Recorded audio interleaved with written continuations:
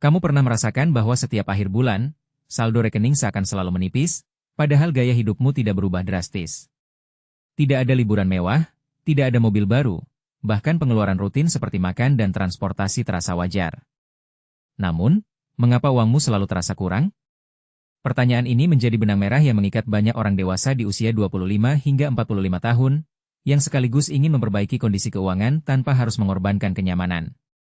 Pada kesempatan kali ini, kita akan menelusuri penyebab tersembunyi di balik rasa kurang uang, mengungkap bagaimana kebiasaan kecil menumpuk menjadi beban besar, lalu memperkenalkan sebuah kerangka sederhana untuk mengatur keuangan, dan mengajakmu mengikuti tantangan 7 hari mencatat pengeluaran yang dapat mengubah cara pandangmu terhadap uang selamanya.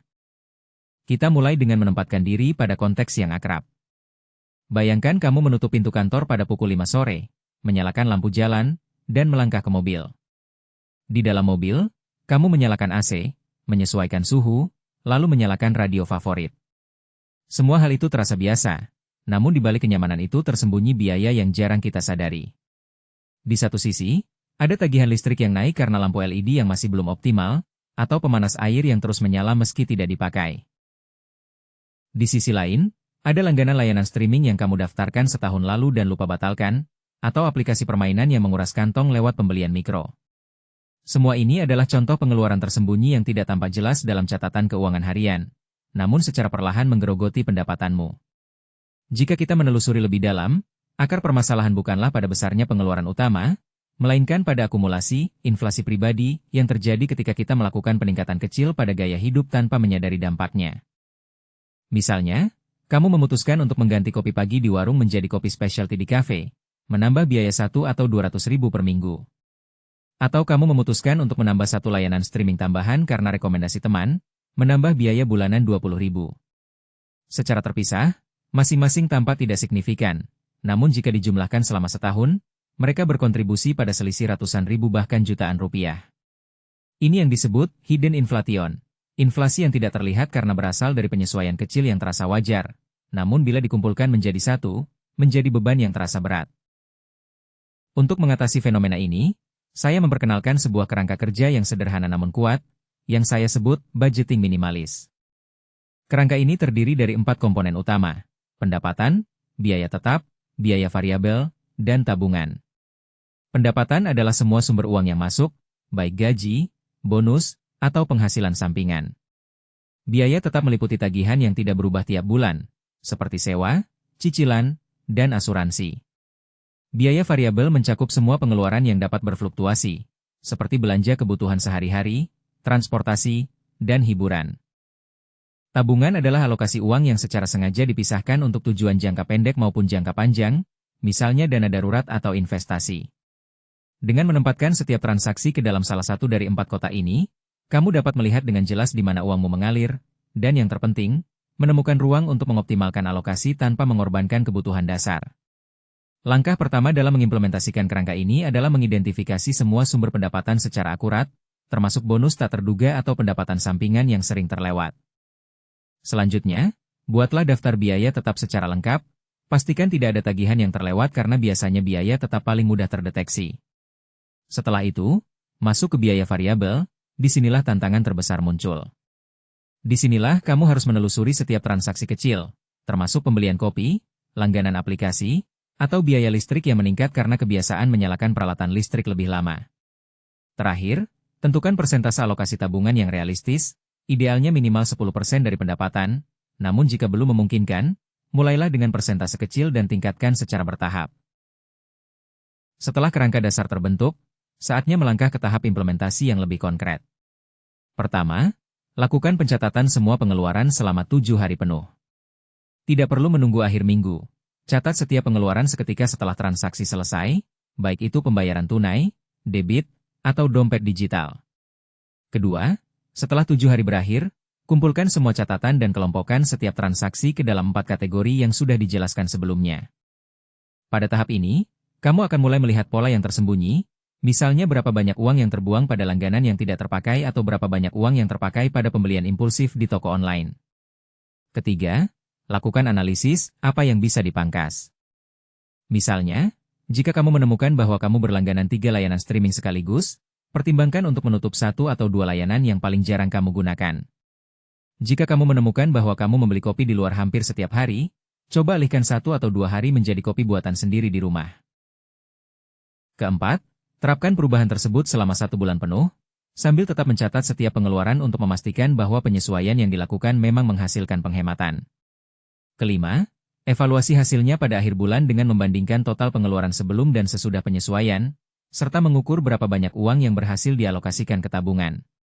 Agar proses ini tidak terasa membosankan, mari kita lihat contoh nyata yang sering terjadi pada banyak orang.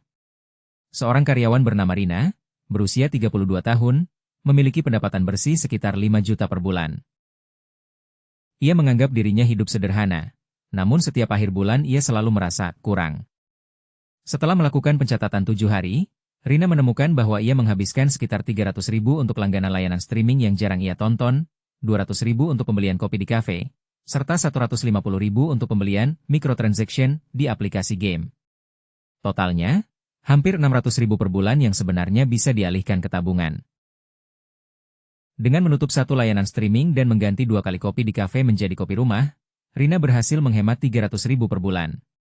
Dalam 3 bulan, ia berhasil mengumpulkan hampir 1 juta rupiah, yang kemudian dimasukkan ke dana darurat.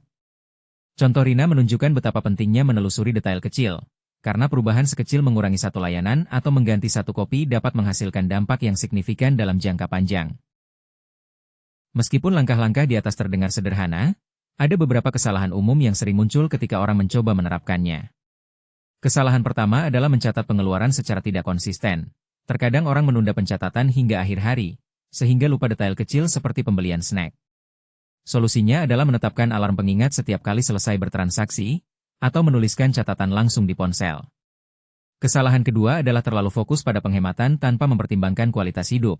Misalnya, menutup semua langganan streaming sekaligus dapat menimbulkan rasa frustrasi dan kembali menambah biaya karena beralih ke layanan lain.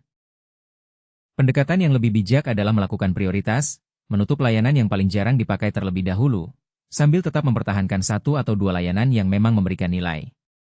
Kesalahan ketiga adalah tidak menyesuaikan alokasi tabungan setelah penghematan. Banyak orang menganggap uang yang dihemat akan tersisa dan tidak dialokasikan secara khusus. Padahal, tanpa alokasi yang jelas, uang yang dihemat mudah kembali terpakai untuk hal lain. Pastikan setiap rupiah yang berhasil dihemat langsung dipindahkan ke rekening tabungan atau investasi, sehingga kebiasaan menabung menjadi otomatis. Setelah mengimplementasikan perubahan, penting untuk mengukur apakah strategi yang dijalankan memang efektif. Salah satu cara sederhana adalah membandingkan saldo akhir bulan sebelum dan sesudah penerapan kerangka budgeting minimalis. Jika saldo akhir menunjukkan peningkatan, berarti alokasi uang sudah lebih efisien. Selain itu, perhatikan rasio antara biaya variabel dan pendapatan. Idealnya, biaya variabel tidak melebihi 30% dari pendapatan bersih. Jika rasio masih tinggi, kembali lakukan pencatatan selama seminggu untuk menemukan pengeluaran yang masih dapat dipangkas. Evaluasi juga tingkat kepuasan pribadi. Apakah kamu merasa lebih tenang karena memiliki dana darurat yang lebih besar? Apakah kamu tidak lagi merasa kurang uang setiap akhir bulan? Jawaban atas pertanyaan-pertanyaan ini menjadi indikator bahwa perubahan tidak hanya bersifat numerik, tetapi juga meningkatkan kualitas hidup secara psikologis. Akhirnya, mari kita rangkum perjalanan yang telah kita lalui. Kita mulai dengan mengidentifikasi rasa kurang uang yang muncul meskipun gaya hidup tidak mewah, lalu menelusuri akar penyebab berupa pengeluaran tersembunyi dan inflasi pribadi yang menumpuk. Selanjutnya, kita memperkenalkan kerangka budgeting minimalis yang memisahkan pendapatan, biaya tetap, biaya variabel, dan tabungan, serta menguraikan langkah-langkah praktis mulai dari pencatatan 7 hari, analisis, pemangkasan, implementasi, hingga evaluasi. Kita juga melihat contoh nyata Rina yang berhasil mengubah kebiasaan kecil menjadi tabungan signifikan, serta menghindari kesalahan umum yang dapat menghambat kemajuan.